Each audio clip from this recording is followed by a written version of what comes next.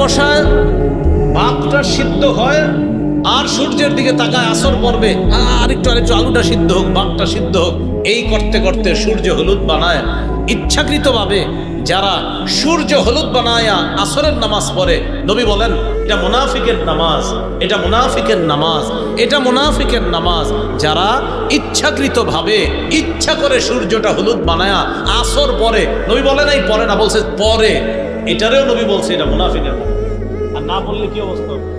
মানে পড়ছে তারপরে বলছে মুনাফিকের নামাজ, না বললে ওর তো হালাতই খারাপ। নবীজি বলেন সূর্যটা হলুদ বানায়া নাকারা আরবা, 4টা ঠোকর মারছে। নবীজি বলেন এটা মুনাফিকের নামাজ। প্রিয় মুসলমান ভাইয়ারা, আসরের সময় ভুলটা হয় কিনা? হয়ে যায়। কেউ বাজারে যায়, কেউ মাঠে খেলতে যায়, বাস অলসতা করতে করতে, বাজার করতে করতে, ইন্নালিল্লাহ, সূর্য যদি ডুবে যাইতেছে, আচ্ছা যাই, অলসতা করবো না।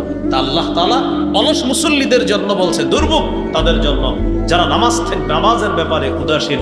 আল্লাহ আমাদের সকলকে উদাসীনতা কাটিয়ে একাগ্র চিত্তে যেই মুমিন নামাজ পড়ে, এমন মুমিন হওয়ার তৌফিক দান।